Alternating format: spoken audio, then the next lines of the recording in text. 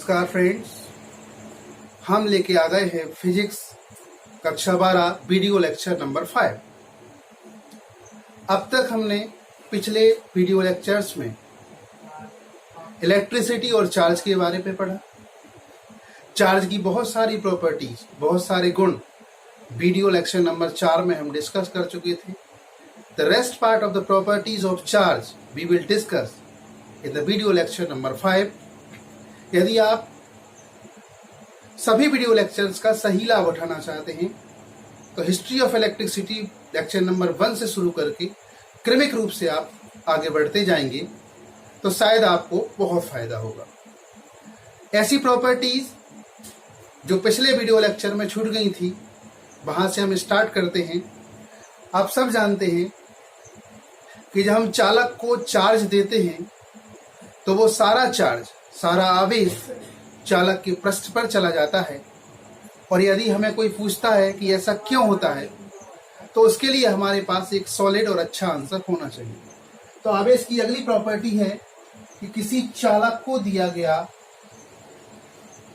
संपूर्ण आवेश उसके पृष्ठ पर समान रूप से वितरित हो जाता है। The charge given to a conductor is distributed uniformly on the surface of conductor। ऐसा क्यों होता है? इसके लिए हमें पोटेंशियल एनर्जी को पढ़ना पड़ेगा। What is potential energy? What do you mean by potential energy? आप स्थितिज ऊर्जा से क्या समझते हैं? दो चार्ज, इन दोनों की वैल्यू भी मैंने बना दी 5 कूलम। इस चार्ज के पास ये ए चार्ज है और ये बी चार्ज है। ये बी चार्ज ए चार्ज के पास रहना चाहता है। दो पोजीशन में चेंज कर रहा हूं, ये ए चार्ज और ये बी चार्ज। इस पोजीशन में इसकी पोजीशन स्टेबल है, इसकी स्थिति को मैं स्थायी मानता हूं। इस बी चार्ज के लिए ये बी चार्ज ए से पहली कंडीशन में कम दूरी पर है और सेकंड कंडीशन में ज्यादा दूरी पर है।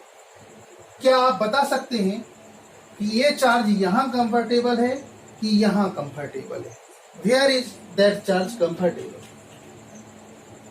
आप जानते हैं, you know that repulsion force और attraction force is inversely proportional to square of the distance. दूरी के वर्ग के व्युत्क्रमानुपाती कोई भी प्रतिकर्षण और आकर्षण बल होता है।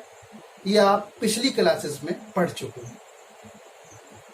यहां अगर इस चार्ज को रहना है, ये 5 कूलम चार्ज, इस चार्ज से अगर मैं बी वाले चार्ज को इनफाइनाइट डिस्टेंस पर रख दूं, अनंत दूरी पर रख दूं, तो उस चार्ज को वहां बना रहना, उस स्थिति में बना रहना बहुत ही आसान है। क्योंकि इनफाइनाइट डिस्टेंस जब हो जाएगी, अनंत दूरी जब हो जाएगी, तो ना तो आकर्षण बल होगा और ना ही प्रतिकर्षण। There will be no repulsion और नो अट्रैक्शन। इनफाइनाइट पर, अनंत पर इस बी चार्ज को रहना बहुत ही सरल है। इसे किसी एनर्जी की जरूरत नहीं है। It requires no energy to maintain its position. इसकी पोजीशन को बनाए रखने के लिए इसे शून्य एनर्जी की आवश्यकता है। तो वास्तव में पोटेंशियल एनर्जी क्या होती है? What is potential energy? Potential energy is such energy which requires for an object to maintain its position। स्थितिज ऊर्जा किसी भी वस्तु में संचित वह ऊर्जा होती है जो उस वस्तु को उस स्थिति में बनाए रखने के लिए आवश्यक है। अभी स्थितिज ऊर्जा शून्य है। अनंत पर इस बी आवेश की स्थितिज ऊर्जा पोटेंशियल एनर्जी शून्य है, 0 है। क्योंकि इसे किसी एनर्जी की जरूरत नहीं है अपनी स्थिति में बने रहने के लिए। मान लीजिए ये चार्ज यहां सेकेंड पोजीशन में इतनी दूरी पर अनंत से चल के आ जाता है। मान लेते हैं इस दूरी को 2 मीटर। और इस डिस्टेंस को मान लेता हूं 1 मीटर।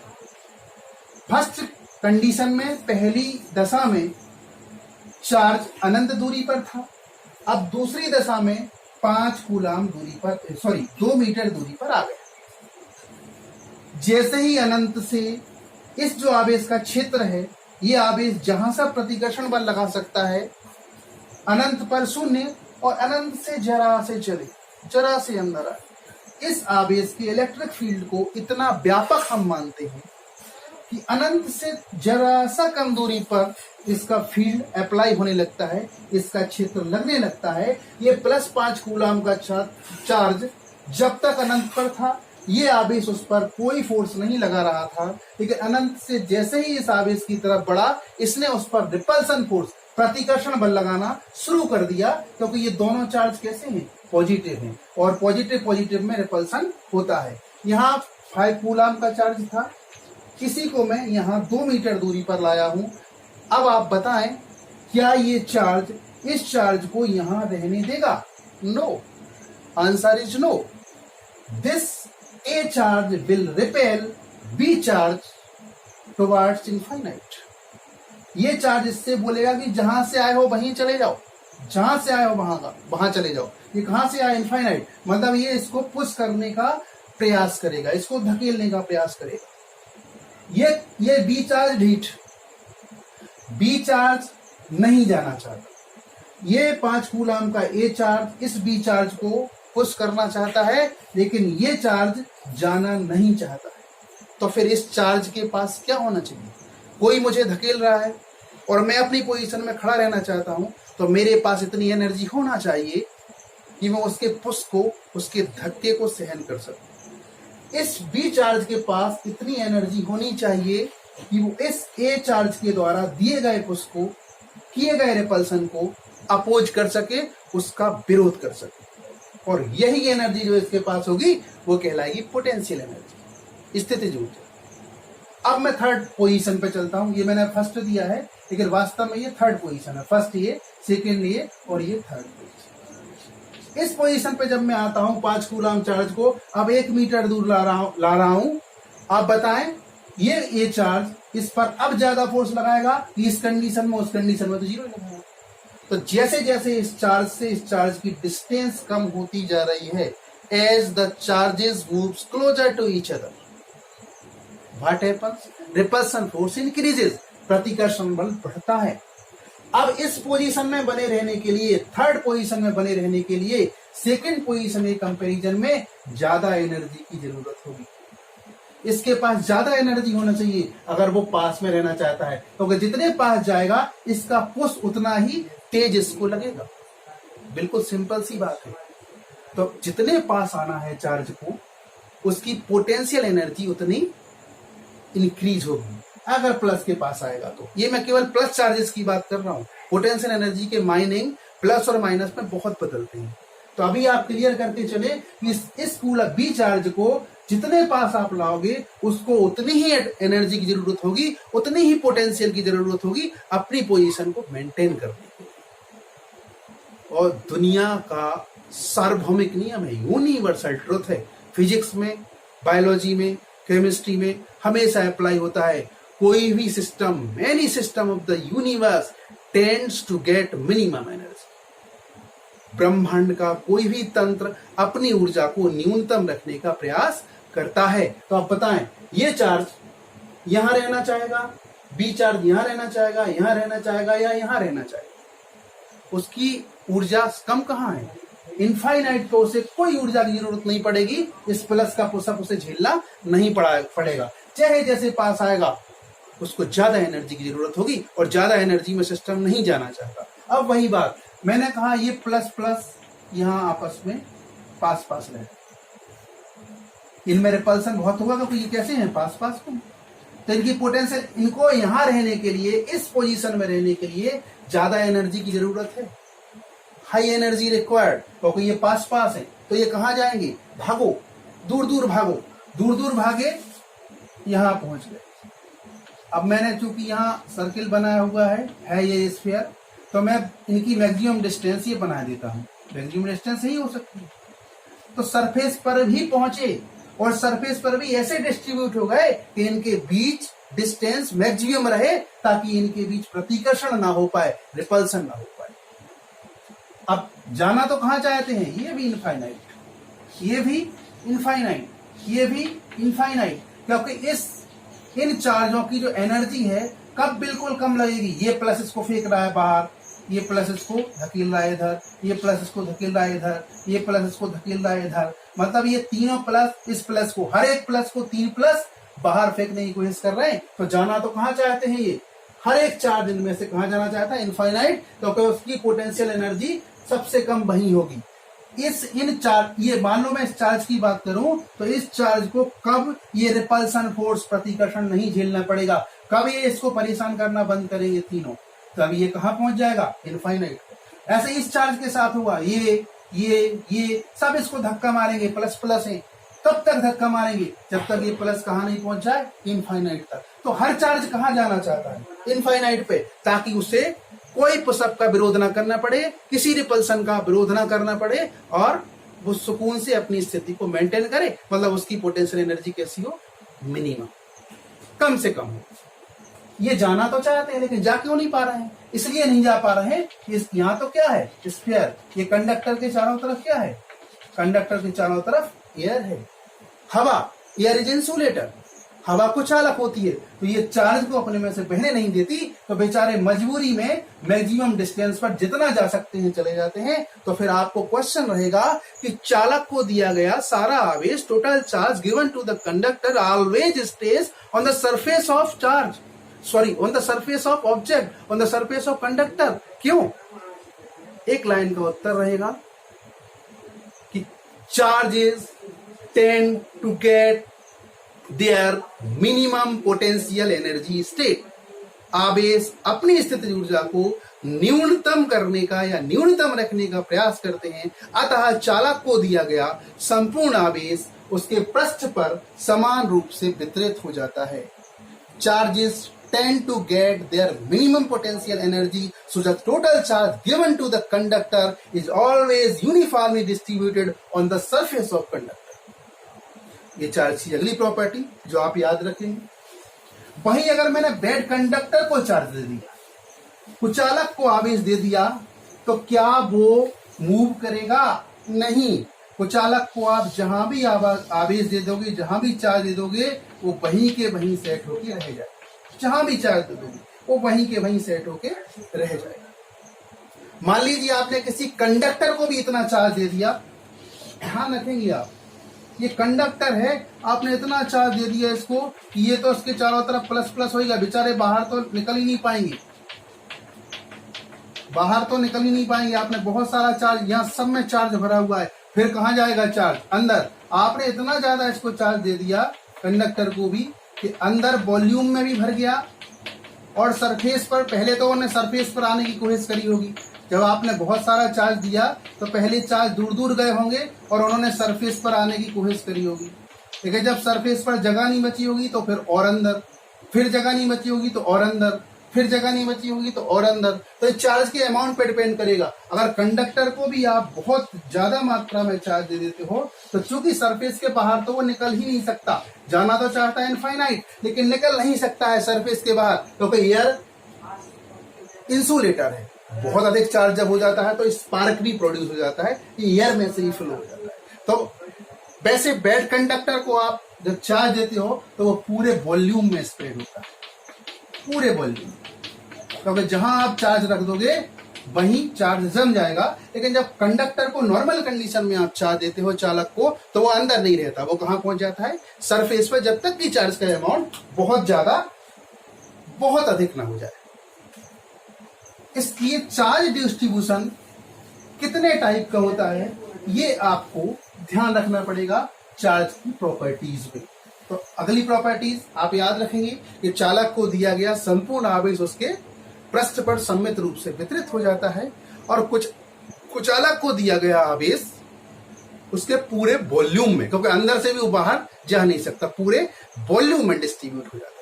तो ये अगला पॉइंट आप याद रखेंगे प्रॉपर्टीज में। तो चार्ज का डिस्ट्रीब्यूशन आपको यहां समझना है। एक टर्म आपको मिलेगी पॉइंट चार्ज। पॉइंट चार्ज की डेफिनेशन जब मैं चार्ज का टाइप आगे पढ़ाऊंगा तब आपको बताऊंगा। पॉइंट चार्ज एज्यूम किया जाता है, जैसे ये स्फीयर है, स्फीयर पर बहुत सारा चार्ज आपने दिया, अंदर दिया, लेकिन ये अपनी पोटेंशियल एनर्जी को, अपनी स्थितिज ऊर्जा को मिनिमम करने के लिए सरफेस पर पहुंच गया। जब ये सरफेस पर पहुंच गया तो हम किस चार्ज को, मान लिया कोई +1 कूलम हमारे पास आ गया चार्ज, दूसरा चार्ज अदर चार्ज, अब प्लस कूलम चार्ज की यहां से डिस्टेंस कुछ और, यहां से डिस्टेंस कुछ और, यहां से डिस्टेंस कुछ और, यहां से डिस्टेंस कुछ और। तो जब डिस्टेंस ही फिक्स नहीं होगी तो हम इसमें लॉ नहीं लगा पाते। कूलम्स का लॉ आप अप्लाई करोगे तो कूलम्स का लॉ अप्लाई करोगे तो डिस्टेंस तो एक ही आएगी ना नीचे, 1/r²। अब आर कौन सी लोगे, बहुत सारी, सबकी आर डिफरेंट डिफरेंट है। तो इस कंडीशन को रिजोल्व करने के लिए हम इस संपूर्ण चार्ज को, ये स्फीयर का है, ये सिलेंडर का भी हो सकता था, ये एक वायर का भी हो सकता था, इस संपूर्ण चार्ज को, टोटल चार्ज को हम स्फीयर के सेंटर में रखा मान लेते हैं, इस सिलेंडर के बेलन के सेंटर में रखा मान लेते हैं। तो जब हम बहुत बड़े चार्ज को, फैले हुए स्प्रेड अप चार्ज को एक पॉइंट के रूप में कहीं रखा मान लेते हैं तो उसको हम बोलते हैं पॉइंट चार्ज। ये पॉइंट चार्ज की थ्योरी है और इसके आगे जो डिटेल है इसकी, वो पॉइंट चार्ज में इसी लेक्चर में आगे आपको बताने वाला हूं। आगे आप पढ़ेंगे चार्ज डिस्ट्रीब्यूशन। मान लीजिए ये पॉइंट चार्ज आपको समझ में आ गया, ये देखिए ये एक वायर है ए बी, आपको इसको 5 प्लस आपने दे दी, तो ऐसे रहेंगे क्या, ऐसे रहेंगे, लो ये भी अब मैक्सिमम कहा जाना है, मैक्सिमम डिस्टेंस पर बाहर निकल नहीं सकते यार। तो ये पांचों पॉजिटिव चार्ज ऐसे मैक्सिमम डिस्टेंस पर एक दूसरे से डिस्ट्रीब्यूट हो जाएंगे और इसको हम बोलेंगे, ये चूंकि लाइन में है, इसको हम बोलेंगे linear charge distribution, linear charge distribution, रेखीय आवेश वितरण, रेखीय आवेश वितरण। ठीक है, अब रेखीय आवेश वितरण लेंथ बहुत ज्यादा है, मान लीजिए 100 सेंटीमीटर लेंथ है इस वायर की, 100 सेंटीमीटर लेंथ का चार्ज है, 100 सेंटीमीटर लेंथ का जो चार्ज है वो है 5 यूनिट। ठीक, तो फिर 1 सेंटीमीटर लेंथ का 5/100, 1/20, ये यूनिट चार्ज है, इसको बोलते हैं रेखीय आवेश घनत्व, रेखीय आवेश घनत्व। बाद में हम इसको लैम्डा से रिप्रेजेंट करेंगे, बाद की बात है, वो हम अलग से पढ़ेंगे डेंसिटी। तो इसको रेखीय आवेश घनत्व मतलब 1 सेंटीमीटर लेंथ के लिए, पूरी लेंथ के लिए नहीं, पर सेंटीमीटर लेंथ पर जो चार्ज होगा 1/20 यूनिट, एक पॉजिटिव भी नहीं हुआ, एक पॉजिटिव का 20वां हिस्सा पर यूनिट लेंथ पर यहाँ चार्ज रहेगा। तो प्रति एकांक लंबाई पर जो यहाँ आवेश होगा उसको हम बोलेंगे रेखीय आवेश घनत्व। तो ये आपने कौन सा चार्ज डिस्ट्रीब्यूशन पढ़ा, रेखीय आवेश वितरण, लीनियर चार्ज डिस्ट्रीब्यूशन। फिर आपने अभी सरफेस पर चार्ज पढ़ा था, वॉल्यूम में आपने अंदर चार्ज रख दिया कंडक्टर के, लेकिन वो पूरा चार्ज कहाँ पहुंच गया, उसके स्फीयर पे। तो चार्ज अब कहाँ आ गया, पूरा चार्ज स्फीयर पे आ गया और सरफेस पे आ गया, अंदर कोई चार्ज नहीं रहा, ये बाहर भागा इनफाइनाइट की तरफ और कहाँ आ गया, सरफेस पे आ गया। तो ये पूरे वॉल्यूम में है कि केवल सरफेस एरिया में है। स्फीयर का सरफेस एरिया 4πr, अगर इसकी रेडियस r है तो ये जो चार्ज है वो पूरे एरिया में फैला हुआ है, एरिया सरफेस एरिया में फैला हुआ है। तो सरफेस एरिया में जो चार्ज फैला हुआ है, इस डिस्ट्रीब्यूशन को हम बोलते हैं सरफेसियल चार्ज डिस्ट्रीब्यूशन। आवेश का पृष्ठ घनत्व, घनत्व नहीं, पृष्ठीय आवेश वितरण, ये पूरे एरिया पर चार्ज है। अगर हम पर यूनिट एरिया, ये पूरे एरिया पर चार्ज है और हम केवल प्रति एकांक क्षेत्रफल, मान लीजिए इसका जो एरिया है 20 स्क्वायर मीटर है। अगर इसका एरिया 20 स्क्वायर मीटर है तो मैं 1 मीटर स्क्वायर पर निकालूंगा, जितना चार्ज आएगा उसको मैं बोलूंगा सरफेस चार्ज डेंसिटी। डेंसिटी हमेशा पर यूनिट के लिए होती है। लेंथ है तो per unit length, surface area है तो पर यूनिट सरफेस एरिया, प्रति एकांक पृष्ठ क्षेत्रफल, प्रति एकांक लंबाई, और इसको आगे हम डिनोट करेंगे सिग्मा से, जैसे उसको लैम्डा से कर रहे थे, इसको सिग्मा से डिनोट करेंगे। ये सरफेसियल चार्ज डिस्ट्रीब्यूशन है। अगर आपने कुचालक को चार्ज दिया है और जहां दिया है वो वहीं रखा हुआ होगा, तो कुचालक में अगर आपने अंदर भी चार्ज दे दिया तो वो कहाँ रखा रहेगा? अंदर ही रखा रहेगा। क्या इसमें यूनिफॉर्म डिस्ट्रीब्यूशन होगा? नहीं होगा। जो जहां है वहीं, पास में है तो पास में, दूर में तो दूर में, तो फिर इंसुलेटर में चार्ज चल तो सकता ही नहीं है। तो ये पूरे वॉल्यूम में फैला है चार्ज। देखो तो चार्ज पूरे वॉल्यूम में भी फैल सकता है और इसको हम बोलते हैं volume charge distribution. Volume charge distribution. और चूंकि फिर आयतन है, अगर मैं बोलूंगा पर यूनिट वॉल्यूम चार्ज, प्रति एकांक आयतन, पूरे आयतन में नहीं, मैं केवल एक आयतन की बात करूंगा। मान लो इसका पूरे का आयतन है 50 सेंटीमीटर क्यूब, तो मैं किसकी बात करूंगा? 1 सेंटीमीटर क्यूब। 50 सेंटीमीटर क्यूब में जितना आवेश है उसको कहेंगे वॉल्यूम चार्ज डिस्ट्रीब्यूशन। और अगर मैं इसी आवेश को पर सेंटीमीटर क्यूब नापूंगा तो इसी को मैं बोलूंगा volaemic charge density. Volaemic charge density मतलब आयतन आवेश घनत्व, और इसको मैं रो से रिप्रेजेंट करूंगा।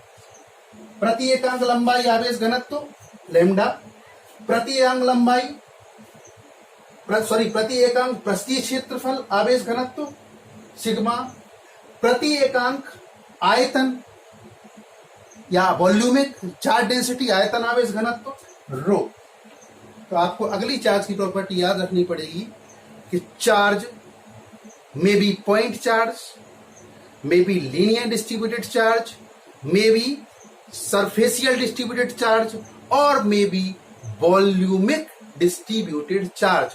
आवेश का वितरण बिंदु पर, रेखा पर, पृष्ठीय क्षेत्रफल पर या संपूर्ण आयतन में हो सकता है। इस इंपॉर्टेंट चीज को आप चार्ज के बारे में याद रखें। चार्ज की अगली प्रॉपर्टी है, इंटरेस्टेड है फिजिक्स में आप उतना ही आनंद लेंगे जितना इसको डीप से पढ़ेंगे, बाकी जानने की कोशिश करेंगे कि what is physics. Physics is beautiful subject. Physics से अच्छा कोई विषय नहीं है अगर आप उस पर अंदर जाके उसकी बारीकियों को समझते हैं। तो ये चार्ज मैंने लगाया plus Q, plus capital Q मैंने एक चार्ज रख दिया। फिर मैं दूसरा चार्ज प्लस क्यू ही लाया। आप जानते हैं प्लस क्यू को रिपेल करेगा। कहां तक रिपेल करेगा? मैं यहां लाया, यद्यपि ये इनफाइनाइट से ही रिपेल करना शुरू कर देगा, लेकिन हमें बहुत लेस रिपल्सन का एक्सपीरियंस नहीं होता। हमें एक्सपीरियंस जब होता है जब हम इसके पास जाते हैं। यहां प्लस क्यू को आए, हम लाए, हमारे हाथ को कोई पुश नहीं लगा, मतलब इसका फील्ड यहां काम नहीं कर रहा। यहां लाए तो पुश लगा, तो हमने इसके फील्ड को ड्रॉ कर दिया कि प्लस क्यू के पास अगर हम इस एरिया में, इस बाउंड्री में अगर इस प्लस क्यू को ला रहे हैं तो ये plus capital Q plus small Q को वापस पुश कर देता है, बाहर फेंक देता है। ये इसका एरिया हो गया, प्लस क्यू का एरिया हो गया, प्लस क्यू का इलेक्ट्रिक फील्ड हो गया, विद्युत क्षेत्र हो गया प्लस क्यू का। कौन सा क्षेत्र है जो इस प्लस क्यू को बाहर फेंक रहा है? इलेक्ट्रिक फील्ड, विद्युत क्षेत्र है। तो ये स्टेशनरी चार्ज है, ये चल नहीं रहा है, मूव नहीं कर रहा है, ये स्टेशनरी चार्ज है, स्थिर आवेश है। और चूंकि सेंटर पर इसको रखा मानेंगे तो पॉइंट मान लेंगे हम। ये स्थिर बिंदु आवेश या स्टेशनरी चार्ज है। स्टेशनरी चार्ज इस प्लस क्यू को रिपेल कर रहा है, बाहर की तरफ धकेल रहा है। कौन सा फील्ड प्रोड्यूस कर रहा है? इलेक्ट्रिक फील्ड, विद्युत क्षेत्र।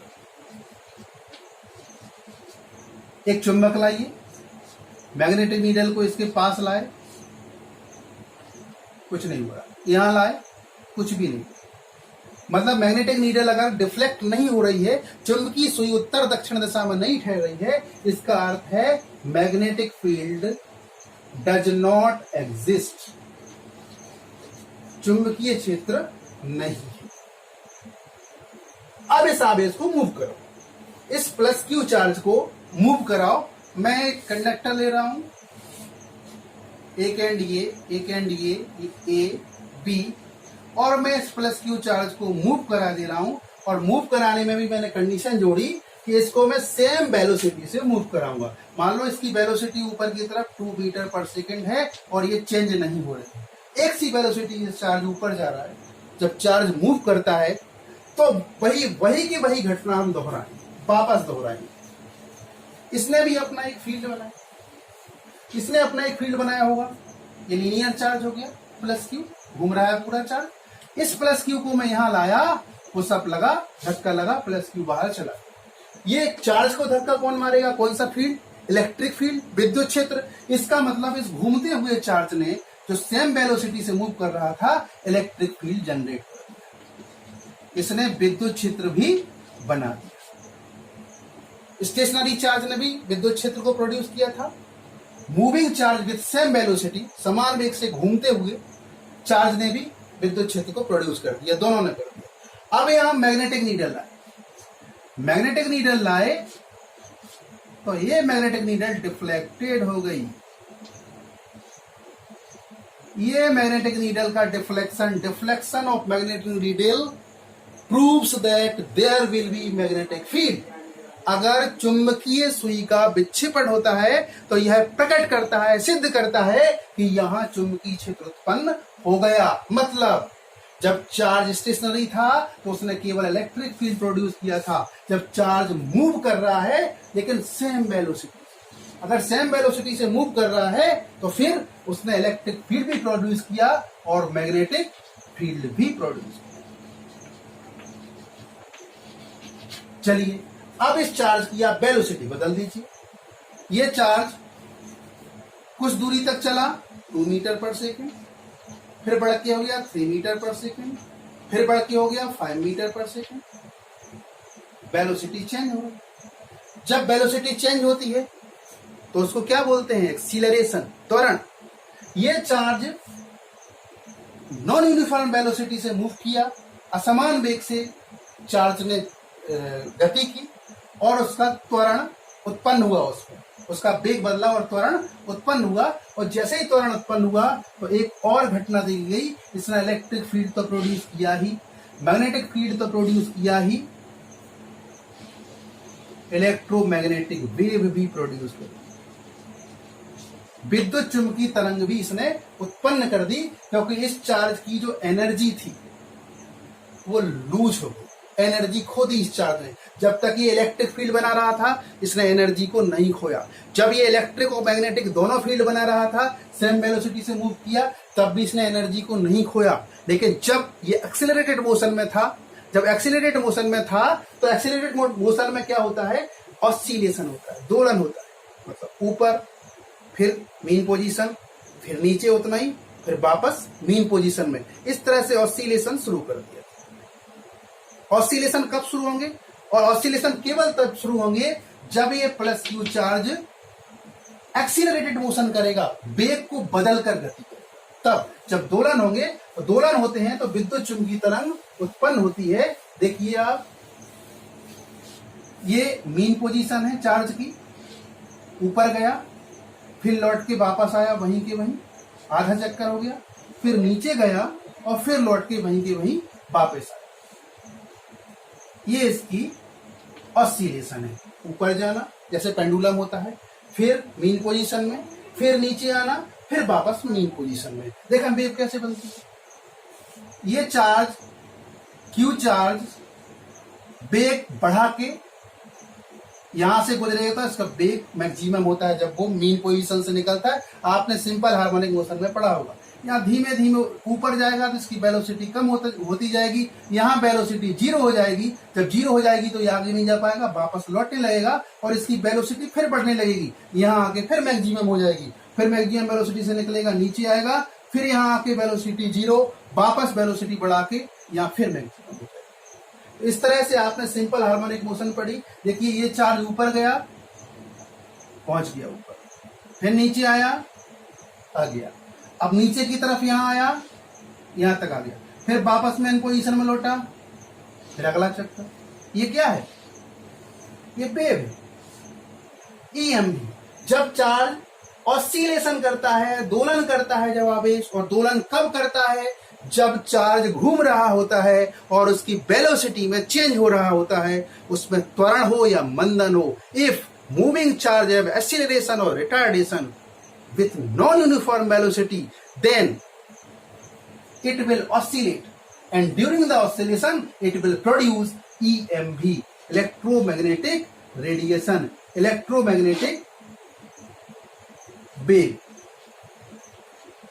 विद्युत चुंबकीय तरंग। और जब तरंग मूव करेगी इससे तो इसकी एनर्जी, तरंग में एनर्जी होगी, इसको मोशन के लिए एनर्जी चाहिए पड़ेगी, और ये तो यहां से निकली और गई वैक्यूम में तक, इसको रुकना नहीं है, तो ये अपनी एनर्जी को लूज कर देता है। तो अगला पॉइंट आप चार्ज का ध्यान रखेंगे, इसके बारे में डिटेल मैक्सवेल, गॉस, फेराडे, इसके बारे में बहुत डिटेल आपको पढ़ाने वाले हैं इलेक्ट्रोमैग्नेटिक रेडिएशंस के, इलेक्ट्रोमैग्नेटिक वेव के चैप्टर में। तब तक आप वेट कीजिए। अभी के लिए आपको इतना ध्यान रखना है, stationary charge produces only electric field, a moving charge with same velocity will produce electric field as well as magnetic field, and a moving charge with acceleration or non-uniform velocity not only will produce magnetic field, electric field, but it produces electromagnetic waves too. So energy of charge have been lost. ये आपको अगली properties charge की ध्यान रखना है। इसके बाद आपको चार्ज का यूनिट पूछा जा सकता है। तो चार्ज का यूनिट आप सभी जानते हैं, चार्ज की ऐसा यूनिट है कूलाम, और कूलाम को आप डिनोट करते हैं सी से। सीजीएस यूनिट है ईएसयू, इलेक्ट्रोस्टैटिक यूनिट। और आप एक इलेक्ट्रॉन के चार्ज की बात करिए, बस वैल्यू आपको ध्यान रखनी है। तो 1.6 इंटू 10⁻⁻19 कूलाम चार्ज होता है, ये कूलाम में है। और अगर हम इसी को, ये माइनस इसलिए कि इलेक्ट्रॉन पर निगेटिव होता है, और इसी को हम सीजीएस सिस्टम में डिनोट करेंगे तो -10 ESU, इलेक्ट्रोस्टैटिक यूनिट इसको कहेंगे। सिंपल सी बात है, आपको बुक में भी मिल जाएंगी, तो ज्यादा टेंशन लेने की जरूरत इन चीजों में नहीं है।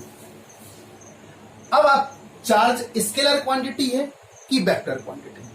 देखिए यहां से मान लो 3 कूलाम चार्ज आ रहा है, इस तरफ से 3 कूलाम चार्ज आ रहा है, ये जंक्शन है, और फिर यहां चार्ज निकल। अगर ये वेक्टर क्वांटिटी है चार्ज, तो ये देखो वेक्टर 1, अपोजिट वेक्टर मैग्नीट्यूड और परिमाण में समान, तो यहां 0 कूलाम चार्ज निकलना चाहिए था। ठीक है, लेकिन अगर ये दिशा पर डिपेंड नहीं करती है, it does not depend on direction, तो यहां पर कितना चार्ज आना चाहिए? 6 कूलाम, 3 इधर से 3 इधर से। अगर वेक्टर अगर क्वांटिटी नहीं है तो फिर वेक्टर ऐड नहीं होगा, वेक्टर सम इसका होगा नहीं, फिर इसका स्केलर सम होगा। स्केलर सम तो प्लस के 3 और प्लस के 3 कितने हैं? 6। तो यहां से कितने कूलाम आना चाहिए? 6 कूलाम, और 6 कूलाम ही आता है। ये चीज प्रूव कर देती है कि चार्ज है वो कैसी राशि है? अदिश राशि है। Charge is scalar quantity. इसके बाद आपको चार्ज का डायमेंशनल फॉर्मूला पूछते हैं। डायमेंशनल फॉर्मूला, चार्ज का फॉर्मूला आपको पता है, Q equal to I into T, current into time. Current का जो यूनिट है वो एम्पियर है, इंटू टाइम का यूनिट सेकंड है। तो इसमें मास है नहीं, जब डायमेंशनल फॉर्मूला लिखोगे तो मास 0, लेंथ है नहीं, L0, टी है क्या? बिल्कुल है, पावर 1 है, तो टी पावर 1 लिखते नहीं है, और फिर एक एम्पियर। फिर ए पहले आता है टी से, तो हम ऐसे लिख देते ए। ये डायमेंशनल फॉर्मूला ऑफ चार्ज है। तो ये चार्ज की प्रॉपर्टीज हैं जो आपको इस यूनिट में काम आएंगी। अब कुछ टर्म्स पर हम अपना कंसंट्रेशन यहाँ देते हैं, हम कुछ टर्म्स पर ध्यान देते हैं। आपको एक टर्म सुनने मिलेगी पॉइंट चार्ज। पॉइंट चार्ज हम जो एज्यूम करते हैं वो मैं आपको पहले समझा चुका हूं। पॉइंट चार्ज की जो बुक में आपको डेफिनेशन दी होगी वो मान लीजिए ये प्लस क्यू चार्ज है, ये माइनस क्यू चार्ज है, ये मैग्नीट्यूड इनके सेम है, बस चार्ज के साइन में अंतर है और ये बहुत लार्ज डिस्टेंस पर है। अगर इन चार्जों का साइज मान लीजिए ये छोटी छोटी क्रिकेट की बॉलें हैं और इनके बीच में 1 अरब किलोमीटर की दूरी है, 1 अरब किलोमीटर, तो क्या इस पूरी बड़ी डिस्टेंस के कंपैरिजन में मैं इनकी साइज को नगण्य मान सकता हूं? Can I assume the size of these charges is negligible with comparison to distance between those? Yes, यदि मैं ऐसा कर सकता हूं तो फिर इन चार्जों को मैं बोलूंगा point charge. Point charge are the such charges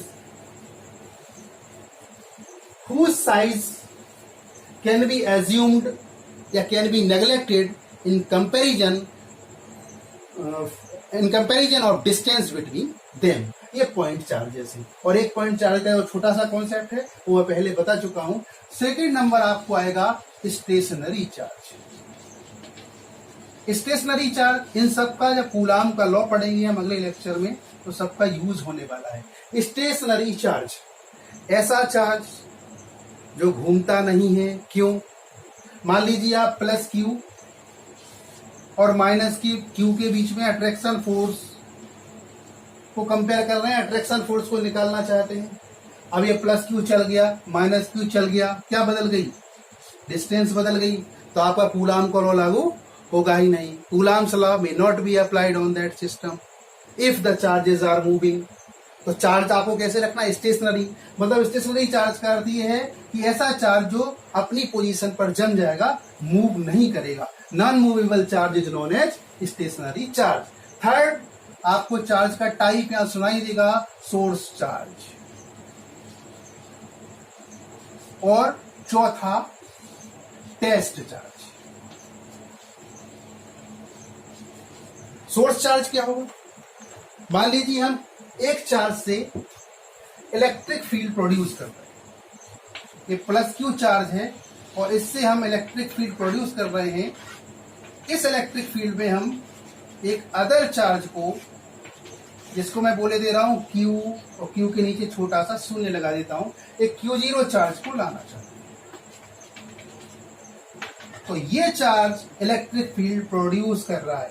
हम इस सिस्टम में इस Q और Q0 इस आइसोलेटेड सिस्टम में इन्हें दुनिया के अन्य चार्जेस से कोई मतलब नहीं है। केवल हमने दो चार्जों को उठा के बाहर कर दिया, कैपिटल Q और Q0।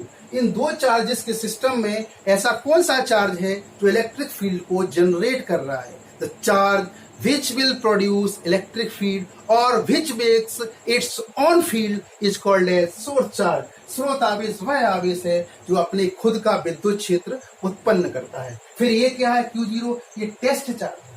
ये Q0 ऐसा चार्ज है, कैसे पता प्लस क्यू ने इलेक्ट्रिक फील्ड प्रोड्यूस कर दिया? एक चार्ज पकड़ा हमने Q0 और इसको घुमाना शुरू किया, यहाँ कुछ नहीं हुआ, जैसे इधर आए झटका लगा हाथ में, उस दिया बाहर। मतलब इसके पास इलेक्ट्रिक फील्ड है और कहां तक है? यहां तक। कैसे टेस्ट किया, कैसे जाना? Q0 को उसके पास लाके। ये सोर्स चार्ज जो विद्युत क्षेत्र को उत्पन्न करता है, टेस्ट चार्ज या परीक्षण आवेश जो विद्युत क्षेत्र को अनुभव करता है। परीक्षण आवेश को इतना छोटा माना जाता है कि इसका खुद का विद्युत क्षेत्र लगभग ना के बराबर है। It's on electric field is negligible. It is assumed whether it is not possible. जबकि ऐसा हो नहीं सकता, लेकिन हम असम्पशन मानते हैं, हम ऐसा मानते हैं कि परीक्षण आवेश का खुद का कोई फील्ड नहीं होता, जबकि सोर्स चार्ज का पूरा फील्ड होता है। तो Q और Q सिस्टम में सोर्स चार्ज वो है जो विद्युत क्षेत्र को उत्पन्न करता है और परीक्षण आवेश वो है जो विद्युत क्षेत्र को अनुभव करता है। Source charge produces electric field while test charge experiences electric field। that is the basic difference between source charge and test charge। इन सब टर्म्स का यूज हम आगे आने वाले वीडियो लेक्चर्स में लगातार करते रहेंगे। तो जरूरी था कि आप चार्ज के बारे में बहुत सारी चीजें जाने, डीपली जाने, और फिजिक्स के आनंद लें। अगला वीडियो लेक्चर आवेशों के सुपरपोजिशन, आवेशों के कूलाम के नियम, इन सब के संबंध में होगा। कूलाम्स के नियम को शायद एक से अधिक लेक्चर लगेगा, वहां हम वेक्टर डेमोन्स्ट्रेशन, उसके सदिश रूप की भी चर्चा करेंगे जो बेहद महत्वपूर्ण है और अमूमन छोड़ दिया जाता है। लेकिन हम सदिश रूप और अदिश रूप दोनों ही रूप कूलाम के नियम के यहाँ डिस्क्राइब करेंगे। तब तक के लिए थैंक यू वेरी मच।